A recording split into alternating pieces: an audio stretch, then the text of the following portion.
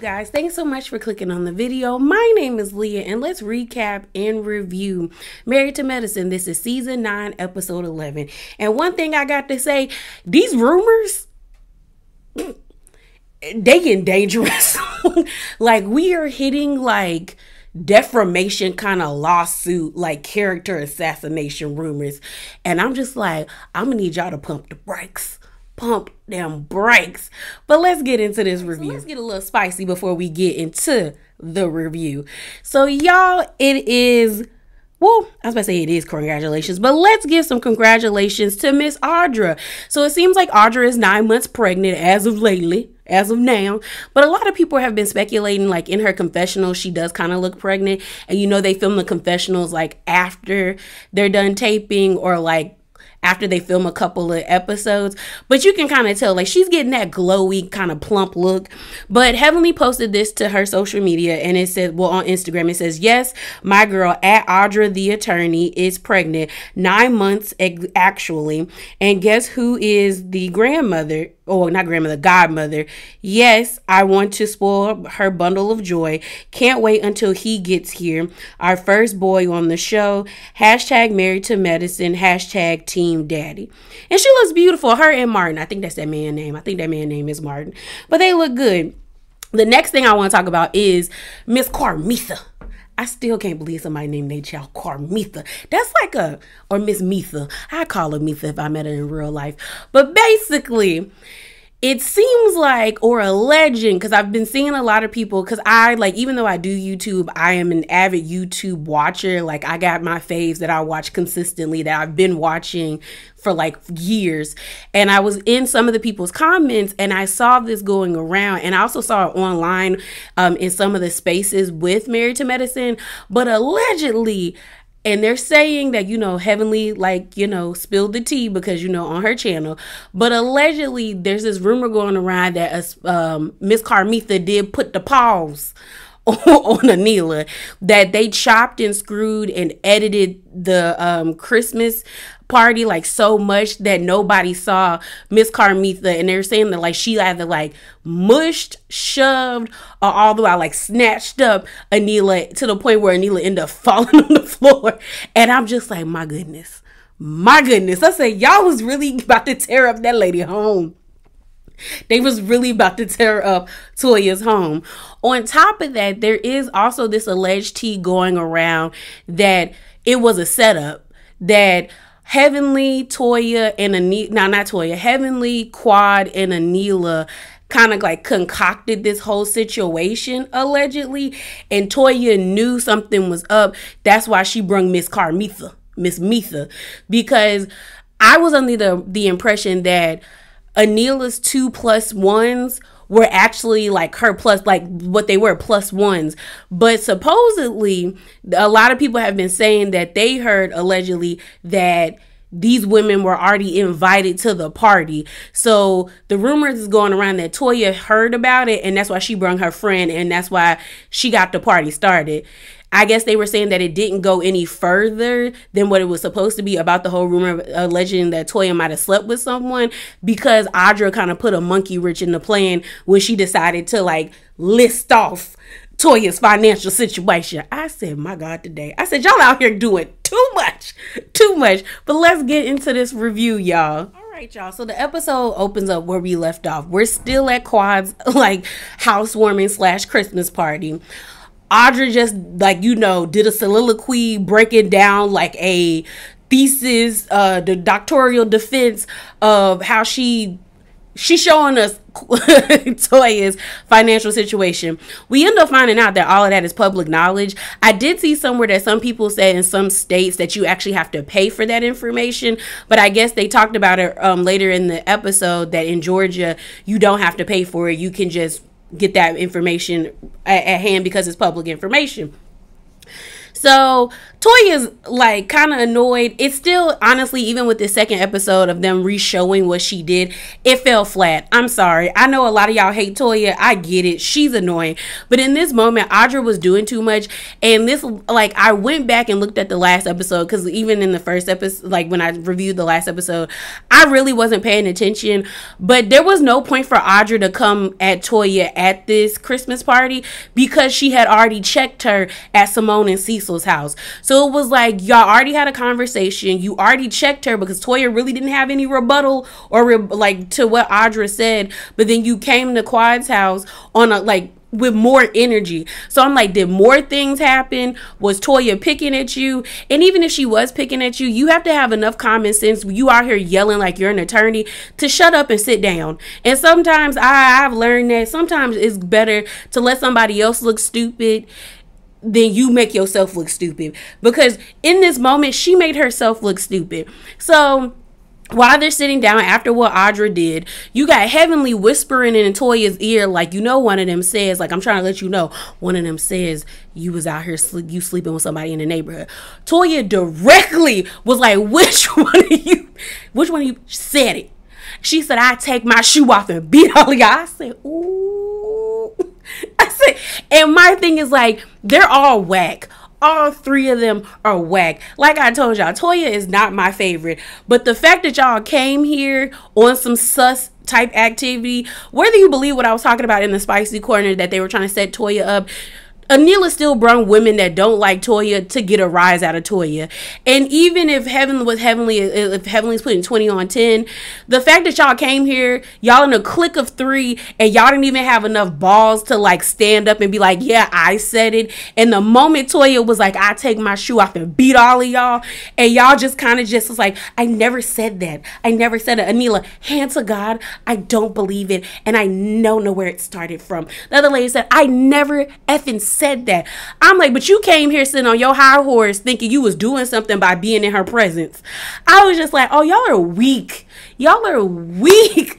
Because I'm just like, what was the point of coming here if you won't gonna spray her? If we're not gonna spray the lady, what's the point of doing all of this? Spray her. So they didn't. Toya is hot. And she's fit to be tied, as my daddy would say. And so she gets up, she goes to Eugene. You see Simone trying to get Martin and Dr. Martin to go get Audra, because she could tell it's getting heated. Everyone, like, the vibes aren't vibing anymore. The men are all looking kind of like, oh, here we go, dazed and confused. Toya is like, oh no, because she's telling Cecil and all of them that, and Eugene, that like, no, she said I'm out here sleeping with somebody in the neighborhood. So everyone's like, ooh. And she put a name on it. She said Anila Zar. I think the lady's name like Zahir or Zara. She's saying it too. And I didn't catch the other lady's name. So Eugene is like perplexed. Kieran's eyes are big as hell. Like, oh crap. So then Toya tells the mom. Tells Anila's mom. And I'm like, Anila, stop bringing your mama everywhere. Where your daddy? And then the mom's like, oh my God. And then she pointed at Anila like, you don't be saying none of that. I was weak. I was like, oh, this is a mess. This is a mess. So then Toya's like, Toya's like, it's time to go. She was basically like, you got old girl here saying I'm out here sleeping with everybody in the neighborhood. You got Audra over here labeling, like talking down our finances. So I guess Audra heard her name and popped up, going over there to Toya. Toya and Audra get the yelling back and forth. Audra's like, cause I am a real estate attorney. Toya's like, but we didn't hire you, B. So why are you in our finances? So they get in the arguing back and forth. At first, they both kind of, Toya stepped towards Audra first. And then I slightly saw Audra like step back a little bit. But then Audra stepped and got a lot more aggressive and like bumped Toya like 3 or 4 times with her titties. And then Toya said, get out of my face. You only got one. You only got one. I scream. Now, on this channel, on Leology, we don't condone that type of mess. We don't. Even though I told you, I love me some Bad Girls Club. Back in the day, that was my show. But everybody too old. everybody too old. Like, we got too much to lose. We got too much to lose.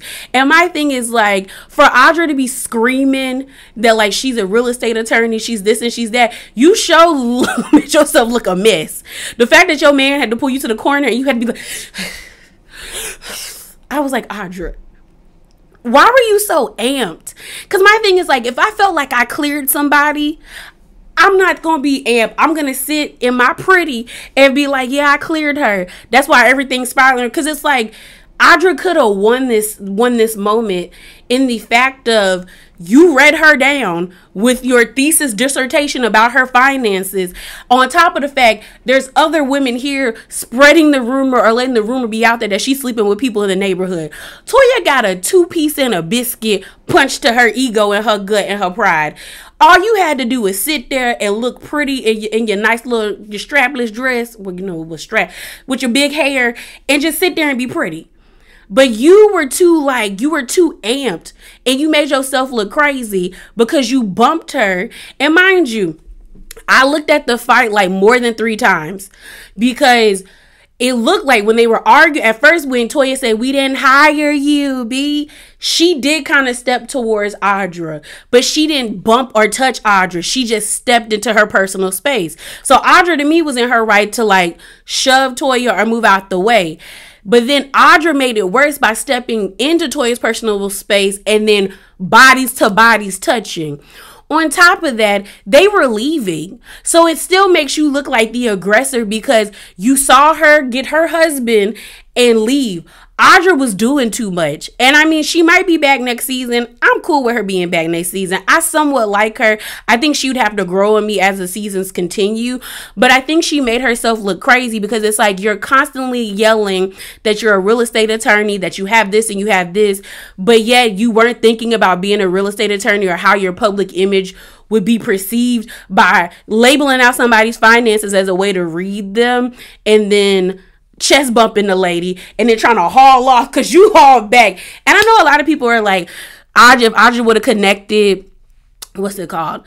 She would have not Toya, probably, but I still think Toya would have ate that punch. I still think anybody rolling with a chick named Carmitha, they've been in some fights. Carmitha give me like she was the girl around the block that was fighting grown men type energy. Like the thugs was scared of Miss Carmitha. So I feel like she, even if she would have got a knot, she would have ate it and came with the pop pop loop pop, you know. So I just felt like this wasn't necessary. Then Quad's aunt going off, and I can't even be mad at her aunt because she was just like, what y'all not gonna do is ruin my good niece's home. She worked hard for this house, and I'm like, that's what your family does. That's what you're, especially like if they love you and they know how hard it's been for you to obtain certain things, they want your house to be respected. And honestly, all the fighting that was going on was disrespectful to Quad. But if it is true about that tea I talked about in the spicy corner that you was trying to set Toya up, you got what you got, ma'am. You got what you got. It was a mess. And then Heavenly leaving with Damon saying, you know, it wasn't me this time, Daddy. It wasn't me this time, Daddy. No, good, well, ma'am, you lit the match.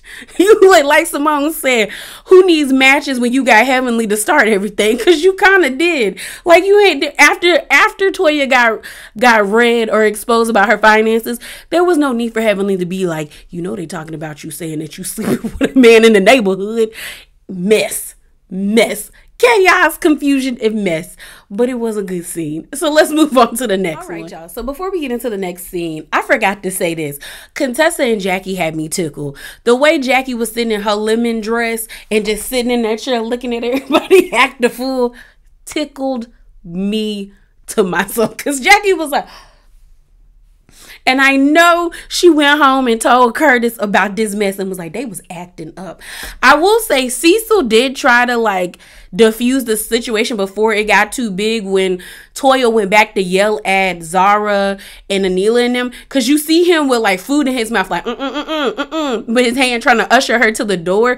So my thing is like, again, she was leaving. There was no need for Audra to pop up because at the end of the day, if you felt like you cleared, you wouldn't feel the need to put some more stank on it unless you had more tea. But you didn't. You just kept reiterating the same thing over and over. But we're not there yet. Contessa had me tickled because Contessa was drunk and just like eyes just looking at everybody. It was a mess. I would have loved being there because I'd have just been sitting there with my dream line. Then I would have had to call my sister and say they was acting up. So the next scene, we have two conversations going on at the same time. You have Anila, Audra, and Heavenly at Anila's home discussing what happened the night prior. And then at a restaurant, you have Simone, Contessa, and Toya. So we're at Anila's home. My thing about that situation that I pulled from it, Audra doesn't feel like she did anything wrong. She just feels like Toya has been picking at her and picking at her and picking at her. It's always an issue. And so she just got tired and she finally popped. They were like, oh, did you get beat up? And Audra's like, no. And my thing is like, she didn't get beat up because all Toya did was like, she did a defense block. Like, girl, back up, you know? But what I gather from this, that like Anila's slowly but surely getting on my nerves. Like, she slowly but surely like got on my nerves by the end of this episode because one, why are you trying to push so much blame onto Heavenly when at the end of the day, all three of you sitting in your house added to what happened that night? Audra with her dissertation about this lady's finances, you bringing those two other ladies to the party knowing good and well they don't like Toya just to like cause something with Toya or to make her feel uncomfortable, and then Heavenly basically giving Toya the heads up after she just got read by Audra about her finances. Either way, everybody played a part in it that's sitting in your house right now. So to try to push all the blame on Heavenly, I don't like that because it's like, take ownership. Like, you wanted to be in the mess, so you was in the mess. Like, I feel like Anila does that. Anila is the type of person to like throw a dart out there and like hide her hand. And it's just kind of like, at this point, you're on this show, either play the game and like, because she's not playing it well. She's starting to get on my nerves because I'm starting to only be able to stomach her husband. And by the end of this episode, I got annoyed with both of them. But that's just me, and we'll talk about that when we get there. But I was just like, Anila, stop trying to make Heavenly a scapegoat. Like, you brought those women there to be messy, to start something, to make Toya feel uncomfortable, and it ended the way it ended. Allegedly, you got pushed on the floor. Audra got muffed in the face. Do a better plan if y'all gonna set somebody up. Do a better plan if y'all gonna set somebody up, allegedly. So then the conversation happening with Simone, Contessa, and Toya, they're at this restaurant, and Toya's basically like, I feel like I handled myself well, like, because it really could have went left. And I think Toya's meaning when she says it could have went left, like they could have actually started fighting. Like Toya said, I didn't punch her, I didn't slap her, I mushed her. That's pretty contained. And it actually is, in the sense of like, y'all could have started grabbing hair and really, or like you could have grabbed other things and things of that nature, but y'all still too old to be doing that. Y'all are too old to be doing that. But Toya's whole thing is like, she thought they was talking about Quad. Like, she didn't think at first it was her, and then they do a flashback of Heavenly having the discussion about about Quad on her YouTube with Anila. And it was interesting because I did watch Funky Dineva's video because everyone was like, oh, go watch his video, he's spilling tea. So a summary of what he said is basically that Quad has a group of friends that she is cool with, allegedly, but there's like some tension in the group, and there's a girl in the group that actually knows Simone or knows friends associated with Simone that told Simone that Quad was sleeping with a married contractor, or that's the rumor going around amongst the group of friends that Quad is in. So Funky Dineva felt some type of way that Simone was being messy, but I'm like, that's the name of the game. Just the name of the game.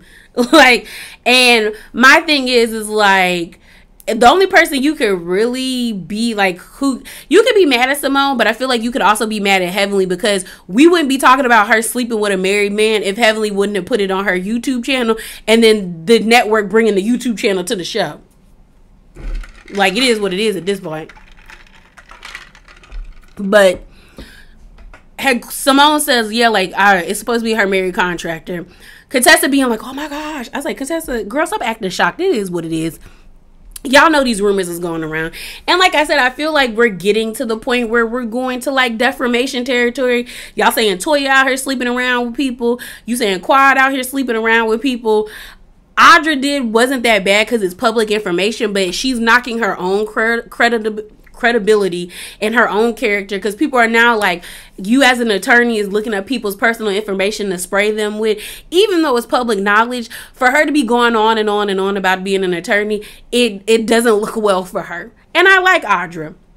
It just don't look well for her.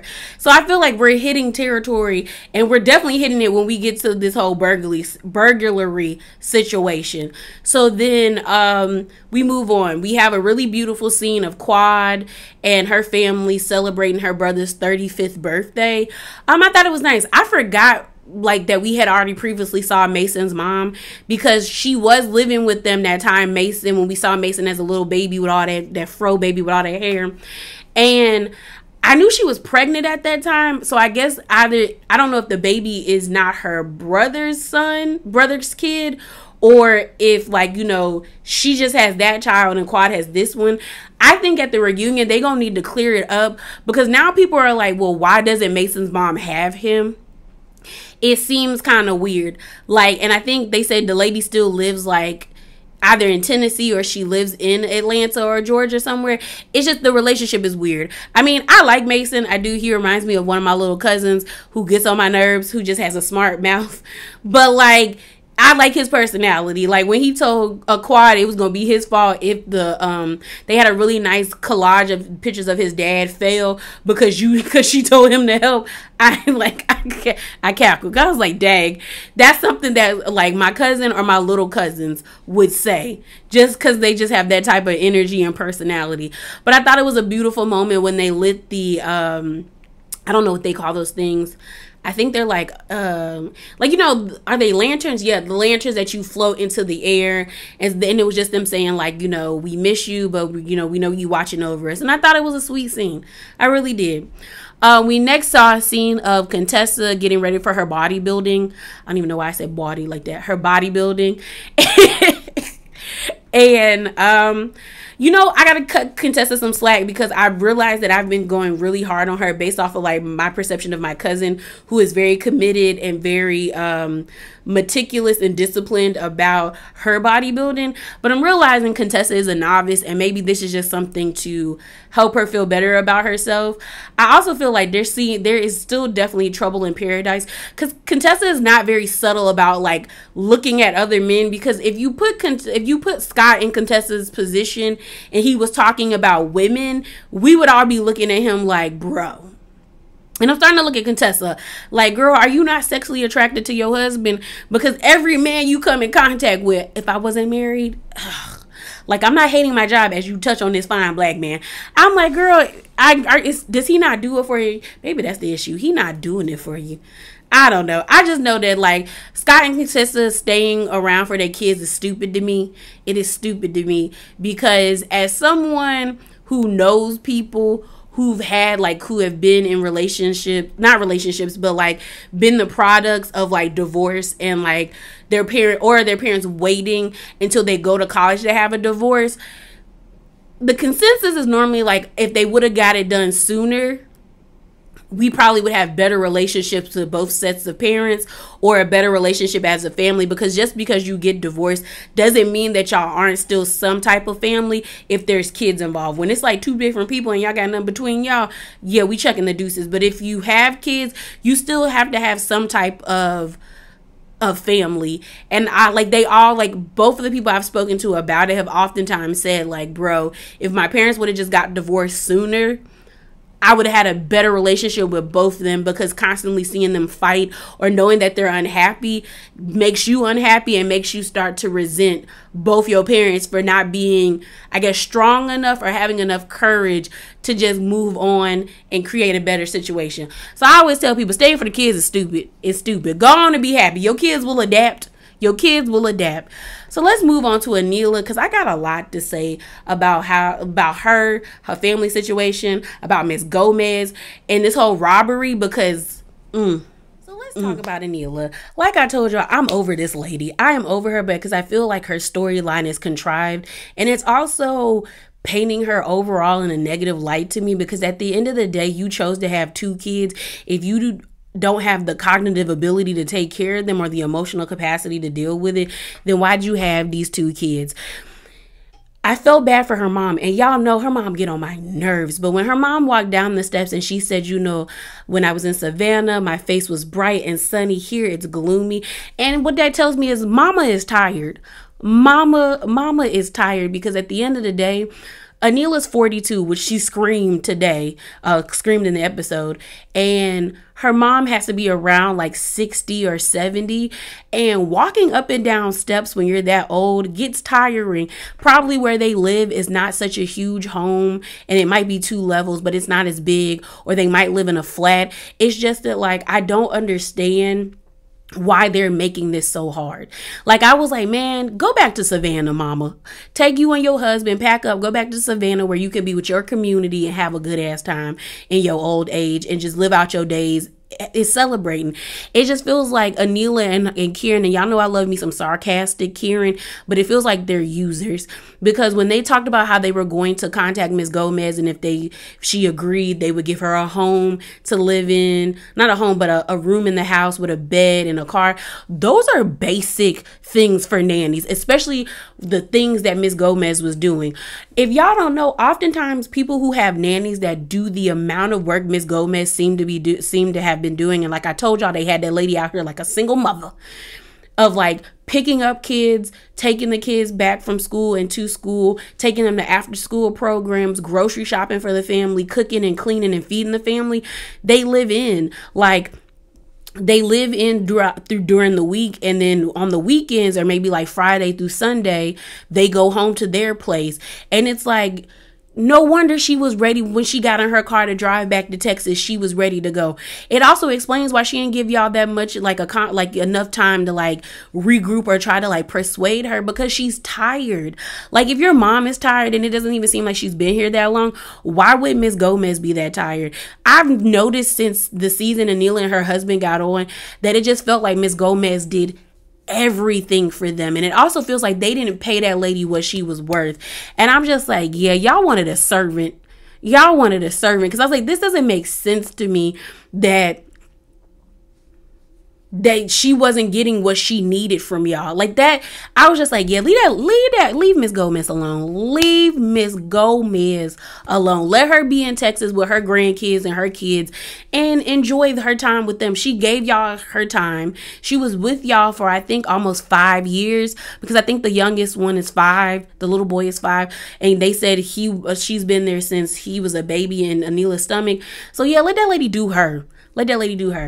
So on top of that, what really makes me, like, annoys me and pisses me off is that, like, Anila and Kieran have the means. You have the means to get a nanny. You have the means to get a cleaning service. I grew up in the DMV area. Like, I went to high school in Virginia, in Northern Virginia. And the area that I lived in was very much like middle class, upper middle class, and then like wealthy. It was kids coming to my school in BMWs. Like, driving, and that was their car, not mommy and daddy's car. And then we had kids who were country, who was driving Ford trucks and had mudding trucks. But it's just like, I knew it, like my family didn't have it because my mama is just like showing like other people cleaning her house. But I had friends who weren't as like who didn't have the same income as my family, still have cleaning service. I knew people that were like uber wealthy, had cleaning services. I knew people in middle class like myself, my friends, who had cleaning services. And I knew people who like weren't like in middle class, or probably like maybe lower class. I hate that they call that lower class, but who didn't have as much money as my family did. They had cleaning services, and the people would just come like once a month, or like twice or 2 times, like twice a week, not twice a week, once a month, or like 2 times in 1 month, or like 3 times in a month, and clean the house and then gone. And like they would have to maintain it. It's like, that's what they could do. As well as I don't understand why we're not teaching, because one thing I did agree with the mom when she was like, you have to train them. Why are you not teaching your kids how to clean up after themselves? Like in my family, by the time you hit like 3 and you can kind of like, you know, walk on your own, ask for certain things, in my family, they teach you like, you know, pick up after yourself. You know, if your toys on the floor, where do we put our toys? Where do we, like, singing the cleanup song, and you pick it up, put it in the basket. If you're finished eating, you know, you tell the, like, you tell an adult like, hey, I'm done eating, and will like take your plate, throw it in the trash, and then like you would wipe down your little food mat, or you wipe down the table and you go outside and play with your friends, or go watch TV. It's like simple things that Anila could do to subdue all the issues she has, and it's like she doesn't want to do them. She just wants to complain. Like, you can meal prep. It's too much wealth out here, and I mean like intellectual wealth, in the sense of like, if I get on TikTok, Pinterest, or Instagram, hell, even Facebook, there are so many like 10-minute hack videos of how to create meals for like kids or for yourself, like a struggling college student like me,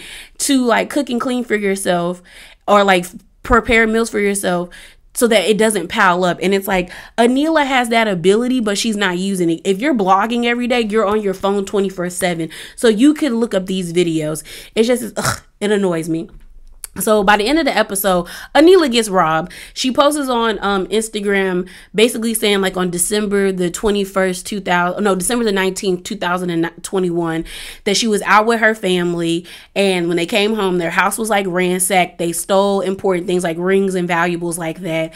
And excuse me. And that she said she felt like her home was being watched, and she did it like #accountability. Here's my thing. I think this situation is sus.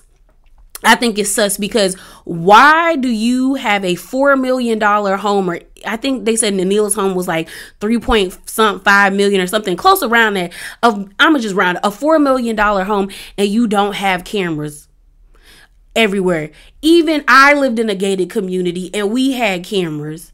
Or if we didn't have cameras, we had them lights that like immediately when you walked in front of the front door, the back door, or the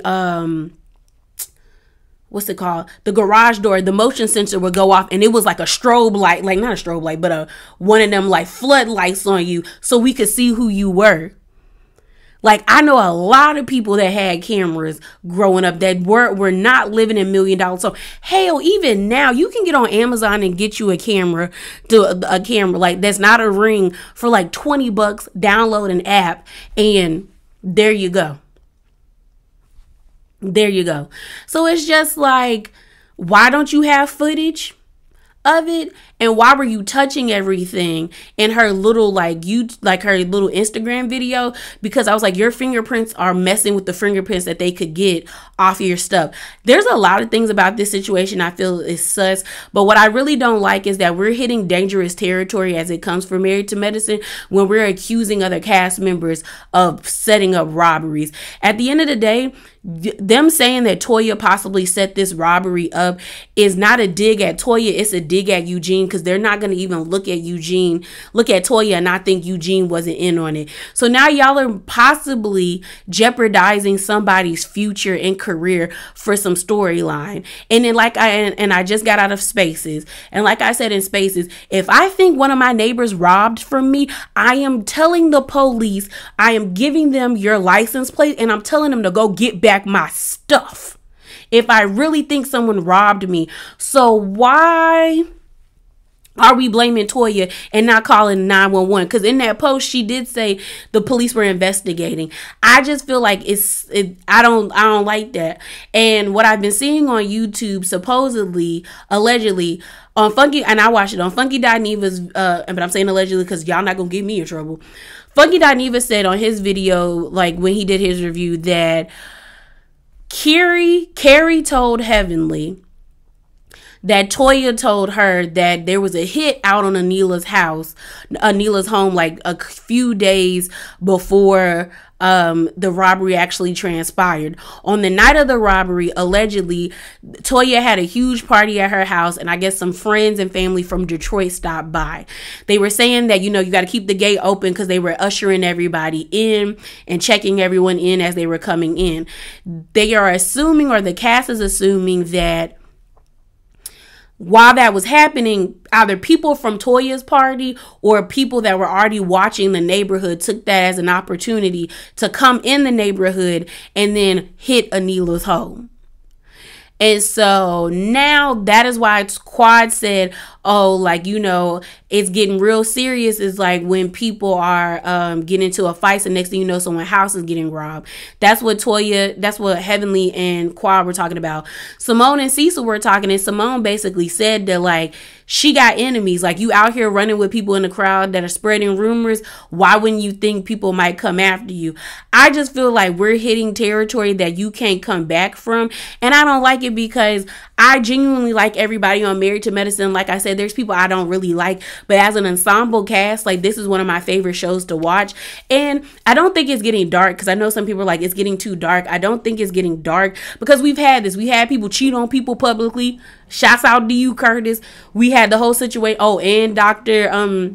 Darren with Lisa Nicole Cloud. We had Lisa Nicole throwing that water in Quad's face and them getting into it with your lesbian relationship. Quad has accused Mariah of doing cocaine and stuff like that. We've had miscarriages on this show. We've had people expose people's health records. Like, it's not like we've already gone to this level, but I just feel like at this point, if you're accusing somebody of robbing you, then tell the police so they can get them. I just feel like this is sus territory, and it's not good. That's all I'm gonna say. It's not good. I just feel like we hitting areas where we don't need to hit. And I'm looking at Anila and Karen because I'm like, why didn't you have cameras to begin with? Why were they not on? Yeah, I don't know. But yeah, y'all, that is it. That is all. Remember to be bravely authentic and drop down in them comments below. Deuces.